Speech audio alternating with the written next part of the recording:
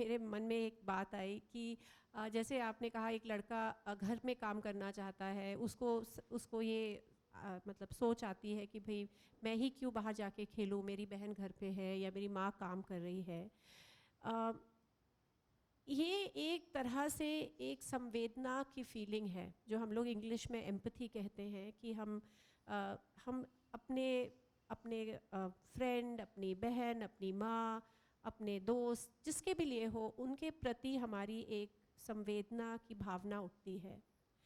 और अगर हम इसको हिंसा के साथ जोड़ें तो एक तरह से ये हमें सोच में डाल देती है कि कहीं हमारे समाज में ये संवेदनाशीलता जो कहते हैं या एम्पैथी की कमी है क्या, जिसकी वजह से ये जो हिंसा है इसको हम देख के भी अनदेखा कर देते हैं। ये एक सवाल है हमारे सामने, क्योंकि जहाँ पे आप एक तरह एम्पैथी की फीलिंग एक्सपीरियंस करें या संवेदना की फीलिंग एक्सपीरियंस करें, वहाँ पे आप ज़रूर बदलना चाहेंगे। किसी की जो हिंसा में है या जो भी स्थिति में है, जैसे कंचन ने अपनी कहानी बताई, या अभिषेक ने या शाहीन ने या लोकेश्वरी ने, जो भी है, एक तरह से हमारे समाज में मुझे लगता है कभी कभी कि संवेदना की बहुत कमी हो गई है। हम लोग एक तरह से अगर न्यूज़पेपर में वायलेंस की स्टोरियाँ देखते रहे तो हम वो या चैनल बदल देते हैं या न्यूज़ का आइटम नहीं पढ़ते हैं, या पढ़ने से भी हमारे ऊपर कोई उसका असर नहीं होता है। अगर हमारे आसपास में भी कुछ हो रहा हो तो हम बिल्कुल दूसरी तरह देखते हैं। तो ये एक सवाल है हमारे लिए कि अगर हमें हिंसा के खिलाफ एक तो हिम्मत से आवाज़ उठानी है, पर वो क्यों नहीं बदलता है, इतना टफ क्यों है? और the opposite of absence violence, is it non-violence or is it need for empathy? I think that's the question. Are we trying to make a society that is non-violent or a society that is kind and empathetic? They don't mean the same thing. Yeah, I think that's a question we need to ask ourselves this afternoon. The other question that came to my mind while we were having this discussion is power. We cannot have a discussion on violence, gender, without having a discourse on power. जो हिंदी में अगर हम अधिकार बोले, जो एक तरह से पुरुषों के लिए काफ़ी जन्म से ही मिल जाता है कि भाई पुरुष होने के एडवांटेजेस हैं कि हमें एक पावर मिलता है क्योंकि एक पितृसत्ता समाज है वहाँ पे। तो ये जो प्रिविलेज है, कोई अपना प्रिविलेज देना नहीं चाहता है। अगर मेरे पास माइक है, मैं किसी को माइक देना नहीं चाहूँगी, मैं ही बोलना चाहूँगी, राइट? तो ये कोई देना नहीं चाहता है। अगर पावर को किस तरह से शेयर किया जाए, I think it's not about being powerless, कि मैं अपना सारा अधिकार दे दूँ, ये भी एक समाज में अच्छा नहीं है। हाँ, जिनके पास पावर नहीं है वो भी कहीं बिल्कुल दबे हुए हैं। तो एक आवाज़ तो होनी ही चाहिए, पर वो किस तरह शेयर करे जो हम सबको एक वॉइस दे और सबको अधिकार दे। और ये अधिकार कोई काबिलियत से जुड़ा नहीं है, ना ही ये कोई सक्षमता से जुड़ी हुई है कि मैंने ग्रेजुएशन किया है, मैंने पीएचडी किया है, या मैं किसी कॉर्पोरेट में काम करती हूँ, या मैं सड़क पे सब्जी बेचती हूँ। ये किसी काबिलियत से जुड़ा नहीं है। कहीं हमारे समाज में power is equal to status, ये एक बड़ा इक्वल हो गया है। तो महिला की अगर स्टेटस या कम है, या पढ़ी लिखी नहीं है, या गांव में रहती है, या कम उसका कास्ट लोअर कास्ट है, ये भी है। All women are not the same. So I think हमें कहीं ये जेंडर वायलेंस का जो मुद्दा है, इसको हमें सक्षमता से नहीं जुड़ा है, ना ही काबिलियत से। ये एक तरह से पावर से जुड़ा है। और कहाँ वो पूरे उस इक्वेशन में हमारी जो आवाज़ है, अगर पावर इक्वेशन को चैलेंज करता है तो कहीं वहीं पे वो जाके रुक जाता है।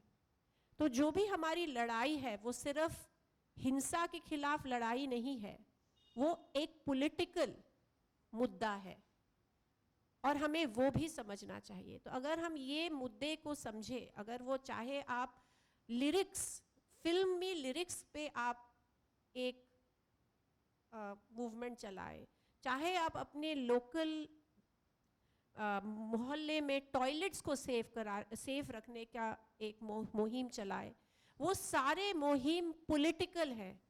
यहाँ इस बात से हमें कतराना नहीं चाहिए, क्योंकि हम अक्सर कहते हैं ओ हम तो जेंडर पे काम करते हैं, हम पॉलिटिकल नहीं है। So I think what is very clear that we are taking a stand and we cannot back off from that.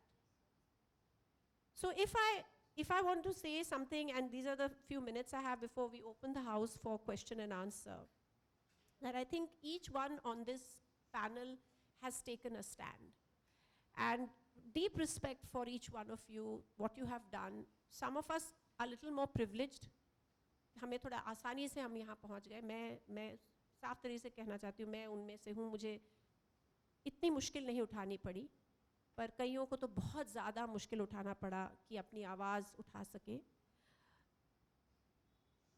और इसको हमें बुलंद रखने के लिए क्या करना पड़ेगा, कौन सी वो पेट्रियार्की की जो नींव है उसको तोड़नी पड़ेगी। उसकी सोच बहुत मतलब गहरी नहीं है, पर हम सोचते बहुत हैं, पर हम उस पर काम भी करते हैं, ऐसा नहीं है। काफ़ी चेंजेस आई हैं, but somehow culture really fights back. It's so tough to change. So now we have many solutions. ऐसा नहीं है कि हमने solutions के बारे में नहीं बोला। हमने safety audit की बात की है, youth voice की बात की है, हमने अपने personal journey, personal struggle, personal हिम्मत की बात की है, और हमने ये भी बोला है कि कहाँ से हमें मतलब सोच किस तरह बदलनी होगी, सब चीज़ की बात की है। पर फिर भी वो problem is there in a way that defies us. So I open it up. Please, your questions, your comments are welcome. We have about 10 to 15 minutes. Yeah? Okay.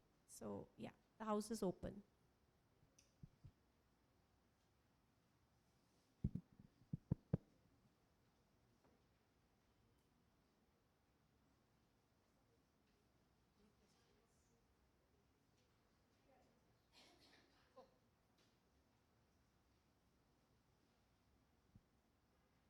Thank you.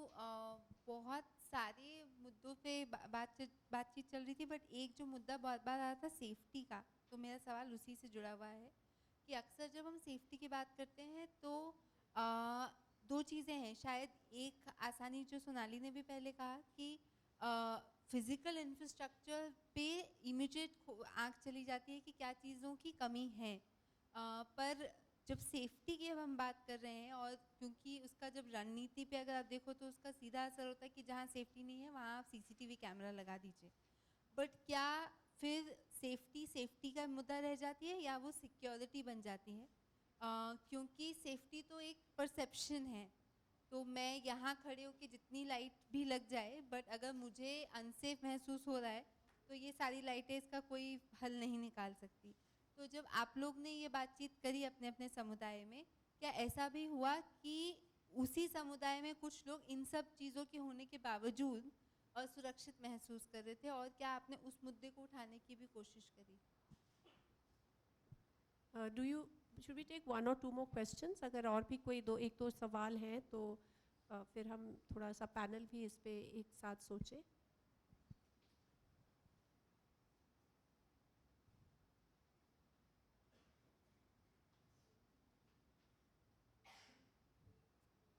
Okay, I have a few questions for the panelists as well, but maybe you can start. अगर शाहीन और अभिषेक इस सवाल का जवाब देना चाहे जो प्रबलीन ने पूछा।